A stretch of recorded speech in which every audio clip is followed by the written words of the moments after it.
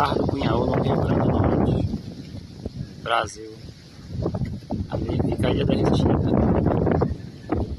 E aqui é a natureza toda, passeio de barcos.